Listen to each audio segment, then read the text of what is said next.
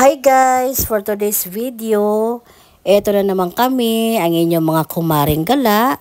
Paggala-gala dito sa Hilagang Luzon, char.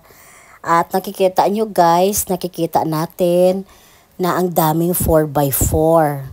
So bakit nga ba maraming 4x4? Char, dahil pupunta tayo ngayon sa Mount Pinatubo. Dahil sabi nila pag Mount Pinatubo, kailangan daw ng 4x4. So, sige na nga, char. So, ito si Aileen, gusto niya ma-experience sa itaas. Aakyat daw siya para makita niya yung view. Ganun. At saka syempre, yung sa katawan niya, carry naman niya talaga. So, ito lang yung sasabihin ko sa'yo, friend. Mag-ingat ka dyan.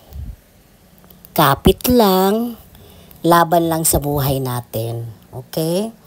So, ayun na nga guys, hindi na siya mapipilit na bumaba. Gusto niya talaga yung buhay na ganyan. Okay friend, ingat. At ito na nga guys, start na tayo ng paglalakbay. Dahil dito namin nakita, ang lawak pala talaga. Ang lawak pala talaga ng ating lalakbayin or babayahiin. Dahil sabi ni Kuya, mga ilang oras. Mga nasa 2 oras daw ang ating lalakbayin. Ano pa lang yun guys ha, biyahe pa lang. Biyahiin pa lang natin ito, hindi pa kami maglalakad. So ano pa kaya kung maglakad na? Nako, idi miyaw na talaga. Dito pala guys, kailangan natin mag face mask. Kung ayaw nating lumunok ng pulboron or something na maalikabok. Kasi talagang maalikabok talaga siya. Dahil rough road din siya. May mga tubig, may mga ilog. So, kailangan natin sundin ang ating tour guide or yung mga kasamahan natin. At ang kagandahan ngayon guys sa pagpunta natin sa Mount Pinatubo ay maganda ang panahon. As in, blessed tayo sa pagpunta natin today. Diba? Ayan, nakita natin. Rough road siya. Maalikabok talaga siya. May mga kunting tubig din. May portion na wala din naman. Tapos ang kapaligiran natin ay bundok.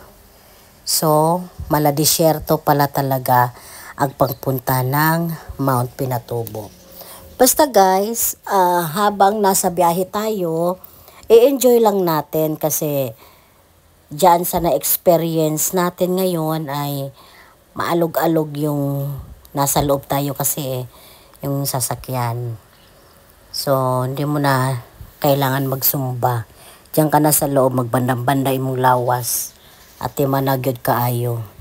Muni guys, ang makita nato diri na may mga tubig, na may mga ilog ba, kana bang murag suba.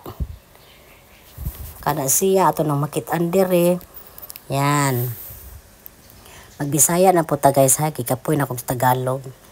Naka na siya guys, mo na siya. O, kita niyo yung nasa likod. Yan, mga kasamahan namin yan. Na aakyat din ng Mount Pinatubo. Kita ninyo guys no, grabe kaayo. Na guys, may mga bakahan, pero dili na ato. So, dili ta pwede mangayuan na kay na itag-iya. So, paspas lang gina sila oh. Daghan na kaayo. Swerte kaayo ang tag-iyaan na no kay dako kay malawak ba ang ilang lakbayin, ilang mga lakbunon. So, ito na nga guys. Ang lawak-lawak niya talaga, ang ganda. No, mura kag nasa laing nasod. Laing nasod, but ibig sabihin baka nang parang nasa ibang bansa ka. Ganun. Ayan guys. Tapos, yung napapansin ko, yung para siyang kakaiba yung mga bundok dito. O kani guys, natin ito sulod sa 4x4. Yan, mga kasama ko, sila ate, sila kuya. Yan, muna akong gingon na alog-alog kita di ani, magsumbata sa sulod sa 4x4. Diba guys? Tapos, diri na ay stop over para makita sa mga turista kunuhay nga mao na ni ang kalawak sa pag-akyat ng Mount Pinatubo. Tapos ayun guys, ang dami namin, 'di ba? Ayan, daghan kayo mga 4x4. Mauna ni guys, ay nailog na ta ni agi na ta aning mga sa badiha mga sapa di ay na di siya suba. Sapa di na siya sa Bisaya. O ni guys, mauna mo kuan na taan ni mga kugi na taan ni og sakay. Na siya guys, kalawak, paligiran ka ng mga bundok. So, buti na lang si Aileen, keep on na siya, fighting sa taas. Hawak lang yun Aileen para safe gid ang atong biyahe karong adlaw. At manon lagi na niya.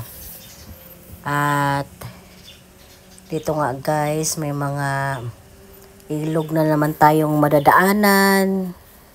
Walang katapos ang ilog, may mga bato, mga ana. So mag-amping kita kay usahay matalsikan man ang sakyanan sa mga bato kay naay gamay, naay dako. Basta kapit lang talaga ha, ang nag-worry kami si Aileen kasi hindi na namin siya naramdaman. So mukhang okay sila ni Kuya sa yung tour guide namin. Nagkasinabtanay sila sa taas. At ito na nga guys, ang umpisa na ng aming paglalakad. Agoy, Ginoo ko, layo pa gid ang among baktason di ani, Ginoo. Umpisa pa lang na siya, wala pa kami sa kalahatian. At ito na nga, naanapoy sa pa nga among tabukon. Pwede ka diri magtiniel, pwede po magsapatos, pwede mong hubuon, pwede po ka magpapasaan kay Kuya. Ikaw na lang bahala, ikaw na mag-adjust. Mga paspas akong kauban.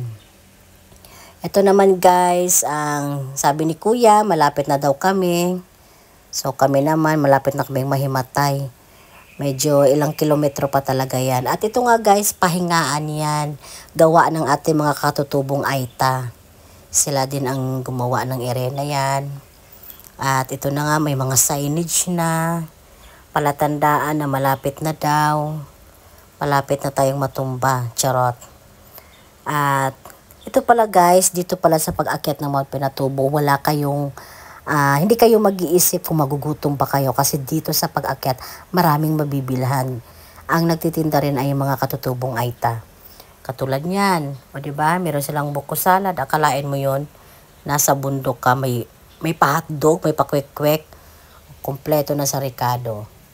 At ito na nga guys, makikita na natin yung signage ulit ng Welcome Mount Pinatubo. To Pinatubo di ay, sa naman eh. Niingon na pod sila nga hapit na daw. So hapit na pod ta makuyapan di ani. Ingon sila mga 2 kilometers, na ayo sa 1 kilometers, so bahala na. Okay ni di ay guys, pag makita nyo na may hagdan, ibig sabihin malapit na tayo sa crater. So di ta mag apas-apas kay hapit na tang tanan. So ito na yung makikita natin yung signage uli na nandito na talaga tayo sa Crater Lake, Mount Pinatubo Crater Lake. At syempre guys, excited na ang lahat, lalo na kami, first time naming umakyat. So kinikilig ako sa excited. Char, mura nagkaihon ka sa kilig nimo. So ito na nga guys, ang crater ng Mount Pinatubo. Ang Mount Pinatubo guys na grabe ka ka-excite kahit ba makita nimo. Mura gid siya artificial lang, pero grabe ka di kanindot kaayo. As in, sa totoong buhay, sa totoong ng Mount Pinatubo, kaya pala dinadayo siya dahil napakaganda. Ayan guys, oh. Para kang nasa ibang bansa, charot lang. Ayan, oh. Ang ganda, ganda ng Pilipinas. Ayan guys, sa mga gustong pumunta ng Mount Pinatubo, babiyahe lang kayo syempre para marating nyo. At ito palang Mount Pinatubo ay 3 province ang magkadugsong. Tama ba ako? Zambales, Tarlac at Pampanga. So, sige, isearch nyo na lang. Charot, nangaral. Ayan guys, so sa mga mahilig mag-adventure na itry nyo ang Mount Pinatubo. Ito pala guys, pauwi na tayo. 'di ba? Umakyat lang tayo, tapos bababa na naman tayo. So, ito guys, may mga ilog na naman tayong madadaanan. At syempre guys, ayun. Charot lang yun. Chor-chor lang. Ayan, may ilog naman, or sapa yan ba? Sa mga magsapa. Yan, mabuti naman si kuya, mabait, alerto talaga siya sa kanyang mga bisita. At ito na nga guys, 'di ba? Mabato. Mala disyerto ang atong agihon ba. Yan guys, kasi pauwi na tayo. Ayan, para makapagpahinga na rin ang ating mga kaluluwa. Yan guys. At ito pala guys, yung nakikita nyo dito, ito yung pinaka-CR. Naiihi ka habang naglalakad. So, pwede ka dyan. Pero syempre, may kaakibat yan na bayad. May 10 piso at magbabayad tayo sa ating katutubong Aita. Diba? Malaking tulong din yun. At ito na nga guys, nakikita na natin yung ating 4x4 na sasakyan natin pabalik. Dahil tapos na tayong natanaw ang crater ng Mount Pinatubo. O, diba guys? Isang successful naman yung nagawa natin ngayong araw na ito para narating natin ang Mount Pinatubo. Nga pala guys, maraming salamat sa inyong pag-subscribe, pag-like, at pag mga komentaryo. Maraming salamat guys. Sa mga hindi pa nag-subscribe, ayaw pod kalimti in tawon. Mag-subscribe pod. Char. Maraming salamat guys. Maraming salamat sa lahat-lahat sa mga sumuporta.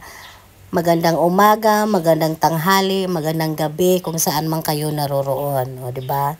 Maraming salamat guys sa panonood. Thank you. Goodbye.